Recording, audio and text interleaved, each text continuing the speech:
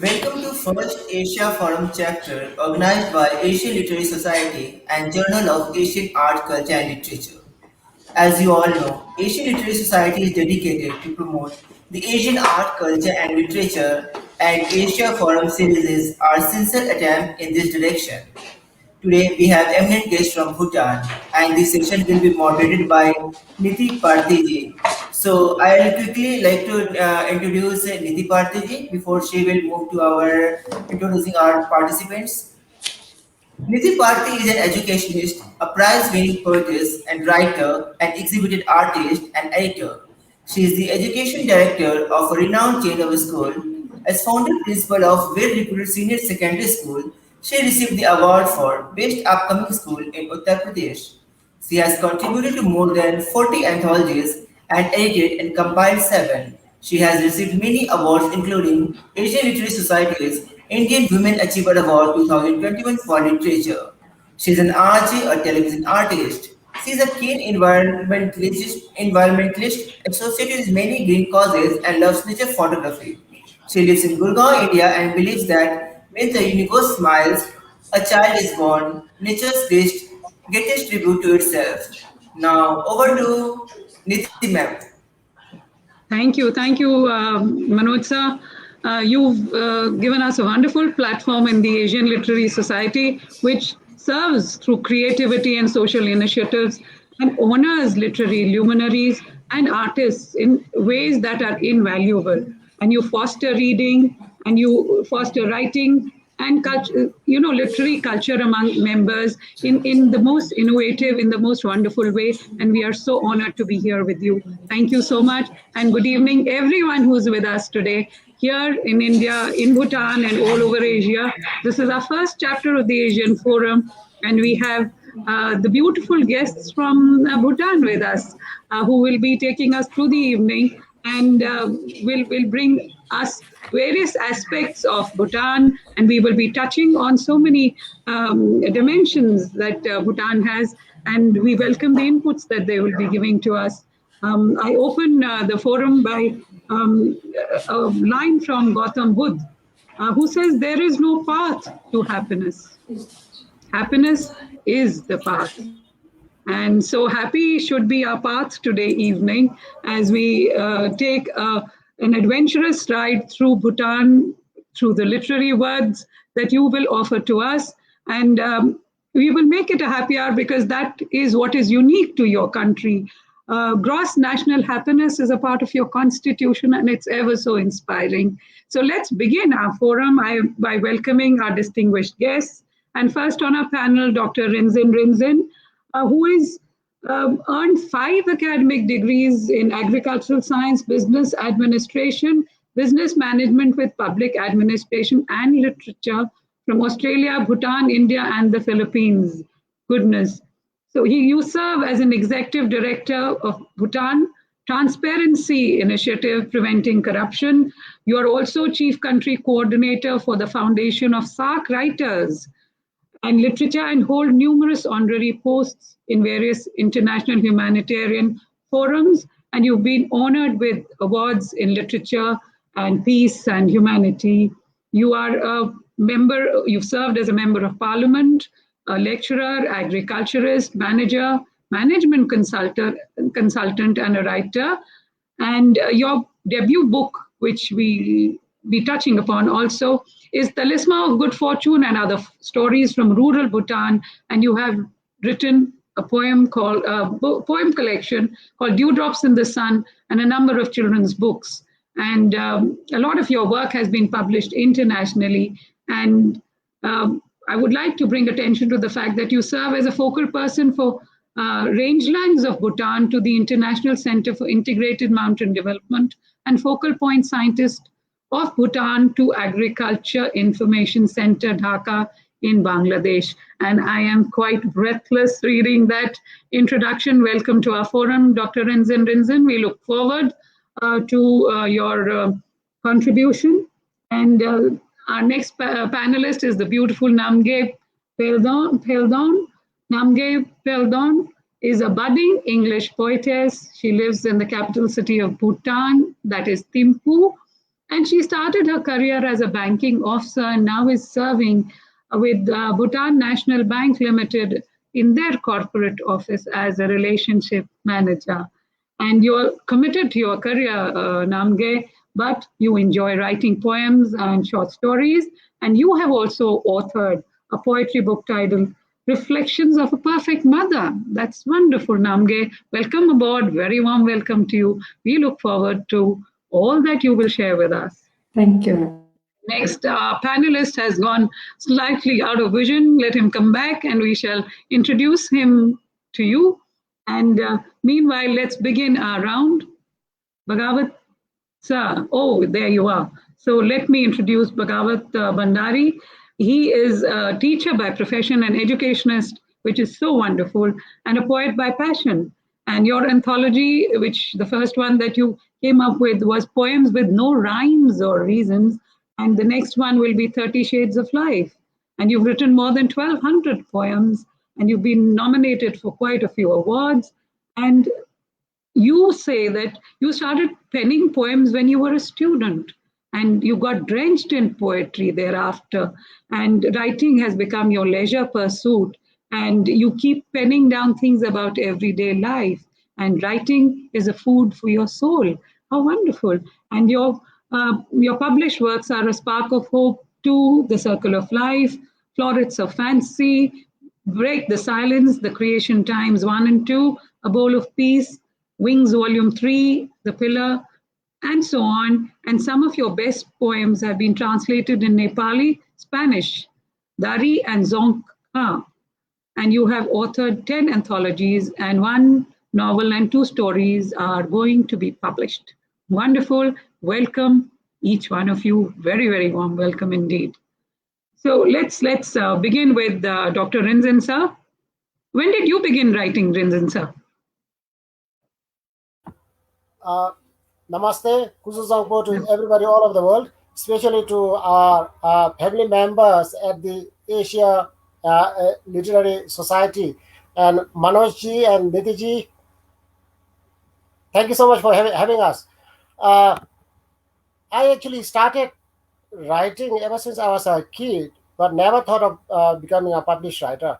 I wrote my first book, which is a collection of creative stories based on Bhutanese tradition, norms, culture, especially on social issues that the outside world doesn't know about much. The social issues that we have in Bhutan. So I wrote that when I was studying in Australia about 20 years ago. So this is my book, the one known as Talisman of Good Fortune and Other Stories from Rural Bhutan.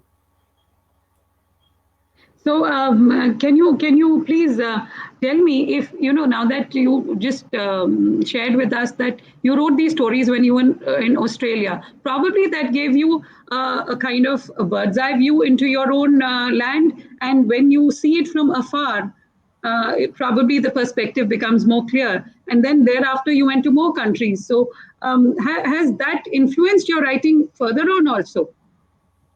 Oh, yes, ma'am. You put it in a very beautiful way. Actually, when I was studying in Melbourne, these days now there are thousands of Bhutanese studying in Australia. Those days I was the only Bhutanese living in Melbourne city, so I felt so homesick.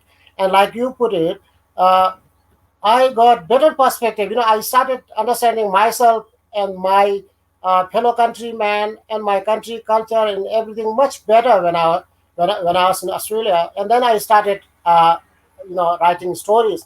Especially, I was concerned about, the whole world thinks Bhutan is such a beautiful country. They talk highly of Bhutan, and we are very happy with that. But yes, of course, small countries, small problems. We have our own problems as well.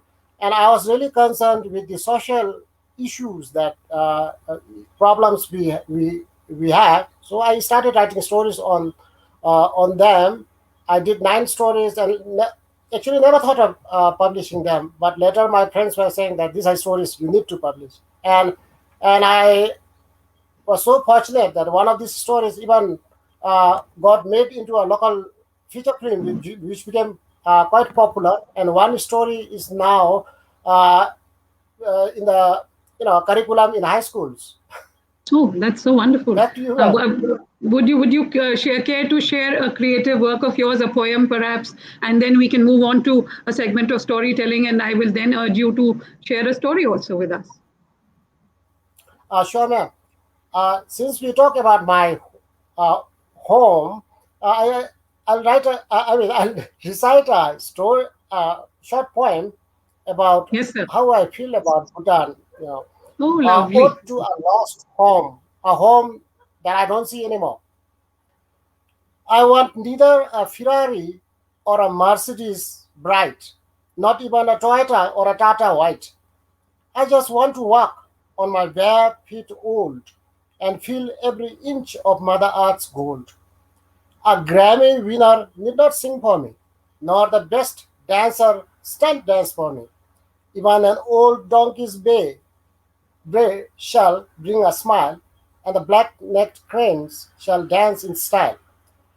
Spare me of the city's rush hours nerve-raking, and the cacophonous traffic jams soul-laking. The smoggy, stale air my life reduces, and the urban loneliness my sanctity seduces. Skyscrapers have murdered the cypresses sacred. The earth is choked with concrete pavements naked. Various vicious stray dogs, have exiled the deer. Even God's messengers are no more dear. Oh, let me go back to that time golden. Give me back my sweet home olden. Let me live happily as a village boy again, that I may my lost past for once regain. Ah, the aging lead rooster who told the time. Jukarmo, my favorite cow who led the herd. Mindula, my brotherly horse who carried me. Oh, the mountains, the forests, the creeks, the I long for my lost cowherder's pride honest, a life of a nobody living happily in earnest, without anybody to compete with, for nothing, where even a fly in my life was something. Take away the schools of competition's tide, and give me back my guru's school bright, where my teacher used to respect everything right, even if his student wasn't truly bright. What a five-star chef's best recipe capricious. It can never beat my villagers' maize dough delicious. That's fortified with milk products nutritious to make the hungry feel gracious. I can eat together with my family again without anyone hooked over smartphones greedily. I can share every moment with them lovingly, sitting around the warm earthen heart gaily. Thank you. Wonderful, Thank you, wonderful, ma'am. sir. I could hear the nostalgia. I could feel that I am part of Bhutan and its wonderful culture and its beautiful surroundings and greenery. Thank you. That was wonderful, Dr. Rinzin. And we move on Thank you, now ma'am. to Namgay. Namgay, thank you, sir. Uh, Namgay, what inspired or who inspired you to begin writing? Your mic is on mute, Namgay. May I request you? Yes, thank you so much. What inspired you to start writing? In your life now that you're a corporate woman and all that. Okay, good evening. Good Zampala. It's nice to see you all online. And to introduce myself, I'm Namgay Peldon. I work in Bhutan National Bank Limited. And to directly get down to the question, writing became my companion and my friend ever since I landed staying all alone by myself. I started writing when I got transferred away from capital city, and all I have was penned down my painful days and nights. I hardly had good time, especially when I reached home. I used to be happy when I'm at a workplace or office meets. Going for early walk and going to a bed was never my options, and it was never enough, especially when I'm alone. Sleeping early and getting up early became my habit for a few months. However, it did not minimize my loneliness. Then I started getting up in the midnight and wrote down whatever comes in my mind. Eventually, this habit of writing in the midnight became my favorite and best times to do so. That's Days were very beautiful. interesting. Days were beautiful when I'm around friends, but battling nights were challenging. I felt sick seeing parents of others. I had no one around. I have no friends, and the place was very new to me.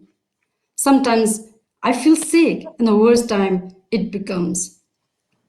I cannot get up to prepare food even if I want to eat. Friends comes and leaves me. They ask me anything if I want. I was drenched in the pain and I cried. I cried within the four walls. No one understood my pain. Thus, I could not share it to anybody, but simply pen down in lines. Each night, I pen down, and the strong lady I became. A minimum of 2 poems will be in a diary in the night. Then I gave a thought on a poetry. In the beginning of 2019, I met Dr. Rinzin and discussed on my book. We discussed lots till I published my poetry in September 2019. Dr. Rinzin is a person with a compassionate heart who helped my writing lifeline. He shall remain my lifetime supporter. Dr. Rinzin also encouraged me to participate in Poetry Planet all the way from Bangkok, where I got many awards. Therefore, I owe lots to Dr. Rinzin, who has seen capacity in me in writing life. Today, I feel so happy representing my country in this Asian Literary Society and Journal of Asian Art, Thank you. Culture and Literature, Chapter Thank 1 you. with Dr. my inspired, and Mr. Bagawath. Thank you so much that you so sharing your life with us. You shared thoughts of so many women who ventured out from their home and have probably the same kind of feelings that you have. But what I salute is the way you have overcome. So if there are a couple of Thank you, ma'am. a very short poem or something that you penned, you would like to share with us. Yes, ma'am. The name of the poem is Nature Speaks Better. The wind among the tall trees, they are creaking against each other. Though they are gifted to nature, they bury the growth underneath. They have sadness of intervals, a sudden sunlight and shade, a sudden fall of branches and trees. I can see or never see next. The shadows of moving trees passes over the bushes and insects, encountering low and high speed, never had peace while creaking. Though there is nothing as such safety, as there are so many seeking danger, the imitating weak rays of sun in rain, helping to grow at low, slow pace. Through the move of strongest wind, I shall breathe from underneath to the world of human, our best wishes forever. Thank you, ma'am. Beautiful, and I wish you so much of success, and so feel so inspired by the way you are conducting yourself. God bless you. And Bagawath Thank you, sir, ma'am. you shared with us that you started writing when you were a child, and as a child, your dynamic, your mind is dynamic, the soul is restless, and yet you were writing.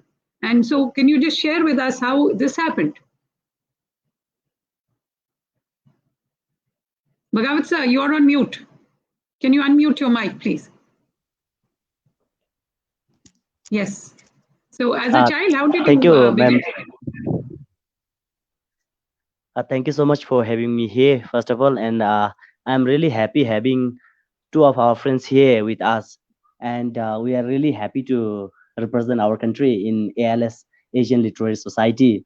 And like Madam asked me question that how you started writing, and as a child you started writing. So I'm really happy to go back to that journey and share how I started writing. So I vividly remember that particular day when I started writing way back in 2006, if I'm not mistaken. And for the first time, I picked my pen and my diary and I started writing a poem. So I really wanted to thank my dad through my writing, though he cannot read a word of my poem. But I really wanted to uh, scribble something for him. So I started writing, and I vividly remember the title of the poem, like "My Hero, My Dad." So from that particular time, I started writing, and like I started having that curiosity in me for writing, and writing from that day became one of my parts of my life. And when I went to when I was in class 11, one of my poems got selected for like school magazine, and I vividly remember that my part of that poem got published in one of the books of our school, and that really gave me joy, and that became the part of my writing life. And today I feel like I can do better writing in my life, and I keep writing, and I enjoy writing. Would you also share something with us? Yeah, so we are in the midst of pandemic, and I really wanted to share this poem about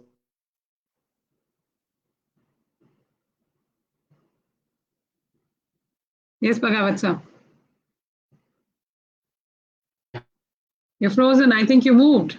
And so the network is not so kind to all of us.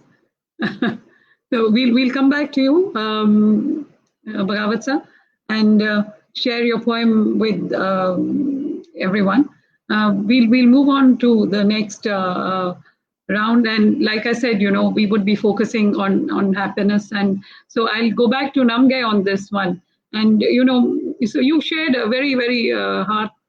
You've touched our hearts with your story, and you shared your travails and tribulations with us, difficult times. But how about now? What makes you happy now, Namgay? What brings happiness to you? Oh, that's a beautiful smile. Please keep it. Thank you for the second question, ma'am. Everything or anything cannot make me happy. I choose happiness because happiness is choosing and enjoying every little things in life. Sometimes it is always good to let it go what you think of your life. I believe happiness is not something ready-made like a packet of biscuit or a branded clothes. Wearing branded clothes and still, if you're not happy, you're not earning happiness or you don't have happiness. But simply wearing a casual clothes or casual shoes makes or gives you happiness, then you have happiness. Believe me, happiness comes from your own actions. Happiness is what we have to accept and boost your own mood or energy. I don't have parents, still I'm happy. I don't regret for what I don't have, but I make sure I have happiness with what I have. Trust me, there is no medicine for happiness. Whatever you decide to do, make sure you make yourself happy. I work as a corporate employee and deals with many customers. I try to help and make them happy. Happiness will never happen if I do not choose to make how if I do not choose to make them happy. I feel happy when a customer tells me of revisiting me again for my help. Sometimes the quality of your own thoughts and the state of mind gives happiness to others and smiles on the face of others. My journey of mindset becomes my happiness. It's all about loving what I have and what I do. Start your day with a smile and see how much happiness you have given to others. Thank you, ma'am. So beautifully said, Namgay, that you choose happiness for what you have and not feel sad for what you don't. Hats off to you there. And so wonderful to know you find happiness in giving to others and being there for others. So keep doing your wonderful work and spreading happiness because that's what we best have to do now. So Thank you. welcome back, Bagawath, sir. And you were interrupted because you were, oh, sir, please don't move, sir. So you were going to share your verse with us. Please go ahead. Yes. Thank you, ma'am. Because of internet fluctuation, I could not read my like poem, and I'm really sorry for that. No And problem. We we are all in the midst understand. of pandemic, and I really want, I really wanted to share this poem because now our hearts are healing. We are getting our second dose of our vaccine, and like most of the people around the world are getting their doses, and we are really happy for that. And now our heart is, I mean, our hearts are healing. So the title of my poem is "The Heart, the Healing Heart." The heart that was naive for habit is healing healthily inside the change to science. The heart that was ruined for many reasons is sprouting out with the passing of seasons. The heart that was wounded with pain is regaining its power again. The heart that pricked with inscrutable pains is steadily existing and healing. The heart that cried with cascade of tears is now smiling with merriment and fear. That is one of the shortest poems I have ever written, and for I really wanted to read and pass the message to It's all the people beautiful, over the world, Bhagavat. It saying that our speaks. hearts are healing and we shouldn't Lovely. worry about it. No, any words that are penned down in hope, any words that show us light, any words which are illuminated are most welcome because they come from the heart. And of course, the world is in the need of healing at a time like this. Thank you so much. Those were really beautiful words. And we move on to Dr. Rinzin. Dr. Rinzin, you're mute at the moment. Request you to put on your mic. And I One moment. have to ask you, the environment is very, I'm very close to issues of the environment and identify with them. So, and Bhutan is blessed with bounties of nature. It's probably the greenest country that exists on this earth, and you're involved in a lot of green projects. So, do you think a healthy Mother Earth is essential to happiness? Is happiness connected to a healthy Mother Earth and a green Mother Earth, sir? Beautiful question, ma'am. Definitely. There's no question about it. Uh, it a messy environment, environment that is degraded, environment that doesn't seem natural at all is no environment for human life at all. And to put it in the best perspective, since these days I pretend to be a poet, so I'll read out a poem for you on this issue, which was published in Ukraine about a year or two ago. So uh, this poem title is uh, "Not Anymore, My Fellow Men." The glaciers are melting, the sea levels are rising, desertification here, salinization elsewhere, sorry. Drought where it's unheard of, torrential rains in semi-arid areas, heat waves that surprise the wisest, coldest winters in recorded times, crops failing on great soils, pests and diseases new to ail them the more. Windstorms multiply that windstorms multiple that havoc wreck, hack, cloth, unexpected that many destroy. And what about the air, water, and the soil? That every life forms support core, all poisoned by Mother Earth's wisest children, as if life could sustain without them. No more, my fellow man. Let's stop this insanity at once. No more, my fellow man. No more crimes against all life forms. No more, my fellow man. Let's live to live, but not to end. This is how important environment is to us. And like you said, thus far, Bhutan has been fortunate to have such serene and well conserved environment. It's such a small country. Our efforts alone is not going to help the world much, nor can it help us in the long run. It all depends on the collective efforts of like every human being everywhere, every nation everywhere. So I would appeal to everybody who are listening to us today, who are watching this show. Let's save our planet. Let's love our environment. Let's live it, so that we can live, so that our future generations can live. Otherwise, we mankind will go extinct in the next maybe 100 years or so. We will never, we can never outlive Mother Earth and nature. The best thing is we live with it and try to sustain each other. Thank you, ma'am. So well said. No more, no more, because we can't afford it anymore. And we need That's right. to pass on a legacy to our children, to the next generation. We owe it to them, isn't it? I mean, how are we Yes. going to be answerable to what should we leave them if we leave them in dire straits? So no more, no more. And that should be a pledge for all of us, not just some of us, but the whole earth. The whole earth needs to heal and to be green. So thank you for sharing those thoughts with us Thank and you. making us, awakening that part of us. This so far the discussion has been so enlightening. We have such diverse views of Bhutan because of what you are, sharing with us. There is Namgay who's brought about a very emotional aspect to life. There is Bagawath who's shedding, rays of hope, and you are bringing us issues which are of concern and how we must awaken to them. And so it's absolutely fantastic going so far. And so let's go on ahead.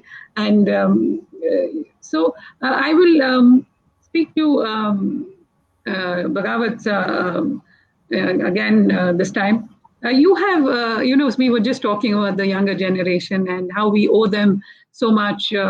And I know one of the ways that Bhutan has been kind of passing on its culture and tradition is through folk stories. In fact, it says there's a proverb in Bhutanese which says that what is written in ink can fade away by a single drop of water. What is written on the heart will last an eternity. And I know generation to generation, stories have been passed on, the culture, tradition has been passed on. In fact, I can quite imagine, Bhagavat, I don't know if it is true of you, an evening in the beautiful setting of Bhutan with, the stars above shining so bright, you can almost touch them and pluck them out of the sky. And you're sitting in front of a fire, red embers rising from them, maybe the sound of cricket here and there, and eyes open and listening, ears open to hear the stories of your from your grandparents or from the elders or from the neighborhood people. I don't know if you had that kind of experience. Is it, Bhagavat, sir? You're on mute, sir. Bhagavat, sir, you're on mute. We've lost you again, is it? Are you with me now, Bhagavat sir? Can you unmute yourself, Bhagavat? So we'll give him time to get back to us again. And so Namgay, I will ask you, what is your favorite topic to write on? You've said you were emotionally when you were overwrought, you started to write in the night, and you also shared with us your mantra for happiness. Now, what is it that there are so many genres of writing? What is it that you most enjoy writing on?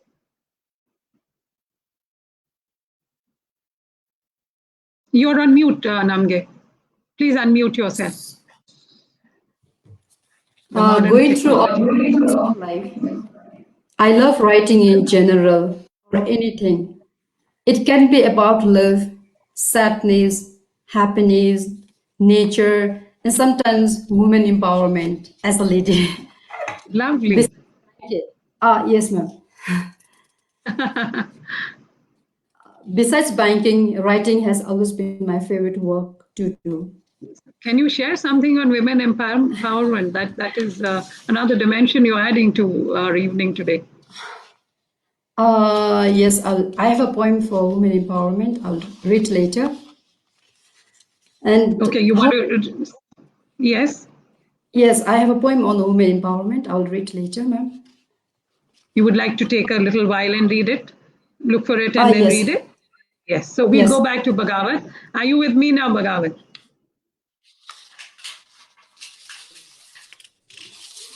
Can you hear me, Bagawath?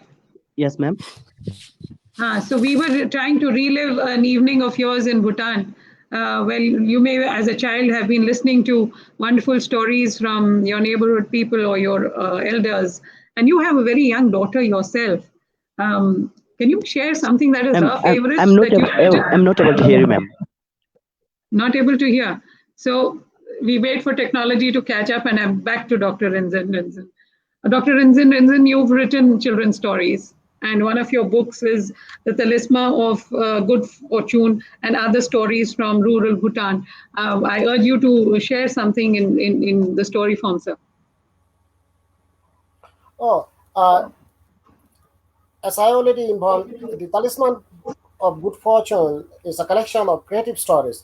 But for children, thus far I've been writing folk tales, which I heard when I was a kid. Most of the folk tales were told to me by my mother before I started going to school. Uh, Later, uh, I found out that about a couple of years ago, about 5 6 years ago, we have very limited children's literature in Bhutan.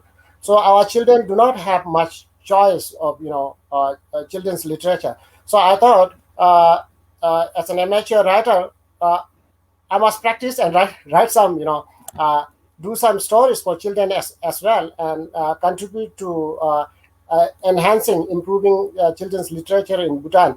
So I did a couple of folk tales for children, illustrated ones, and uh, I wrote one which is very famous in Bhutan. Almost everybody knows this story, the story of the yak and the buffalo. So this is the book. This is a book. So this was written for very small children, up to class 3, and this book is doing really well right now. And it's so simple, everybody knows this story, but nobody has written it. So I thought, before the story is lost, I might as well document it. Yes, You want please. me to tell you the story? Okay. Yes. The story goes that long ago, in the foothills of the Himalayas, there lived uh, a yak and a buffalo. And those days, both the yak and the buffalo, they had, equal length of hair on their body, the fur. So both had a fur on their body, almost equal length. So one day, the buffalo and the yak uh, were talking about rock salts in the Himalayas, in Tibet. So one said that I heard that the rock salt in Tibet is really delicious, and I would like to test some. The other agreed as well. So they were already licking their lips, uh, thinking about the delicacy of Tibet's rock salt. But then one of them said, I heard that Tibet is really cold. It's warm here, so it will be difficult for us to go to Tibet and get the rock salt. So they like racked their brains on it, and finally they agreed that one of them would lend his coat, the part, to the other, and the other will go to Tibet, get some rock salt, and get back. So finally, they decided that the buffalo will land the yak, her coat, and the yak will go to Tibet. So the the yak took the buffalo's coat, that's to say all her fur, and left for Tibet. But when the yak reached Tibet, she found the alpine grassland so beautiful, and the grasses so delicious, and the rock salt so delicious. The yak didn't return, stayed there for good. And this is why today the yak has. It is said that this is the reason why yaks have a long fur hair on their body, while buffaloes are almost naked. You might have seen the Indian, like a Mira buffaloes who look almost naked. And then Yes. you might also have noticed that often the buffalo would, raise its head like this, as if like it's looking up towards the north, to the mountains. Yes. Uh, this, they say, is because the buffalo is still waiting for the yak to come back from Tibet with the salt. Oh, So how this is wonderful. the story. Well, it's so much. Oh, what an interesting story. And it is such a beautiful way of telling the children the difference between yak and a buffalo, their characteristics and how they behave, and all tied to a story. And we could see it all in our minds. And that's what the beauty of a story is. If you can see it in your mind and picture it, then it stays forever. So you don't have to sit and tell the child, okay, these are the features of a buffalo, this is how it looks or this is how it behaves. It's just naturally learned, and that is why storytelling is such a powerful tool for learning. And I'm so glad you penned down these stories and you shared one of them with us. Absolutely loved that. Absolutely loved that. So Namge, Thank are you. you ready with your poem? Bagawath is missing in action and back and forth.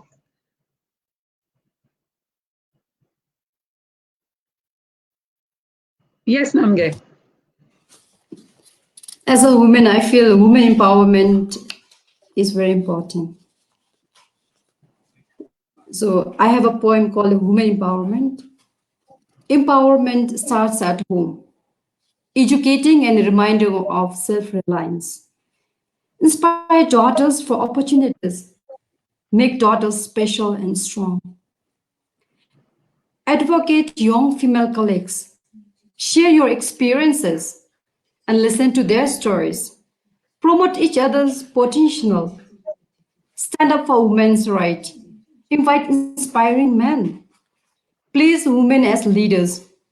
Give them decision making roles. Shut down negativity thoughts. Lift women against negative comments. Break through traditional rules and do away with gender stereotypes. Establish a brighter future. Encourage women to speak up. Value their opinions. Empower women at workplace. Thank you, ma'am. Beautiful. Beautiful. Thank you so much for sharing that and inspiring us. Bhagavat, are we going to finally hear something from you? Please unmute yourself and stay with us. Don't move. Unmute Bhagavat, please.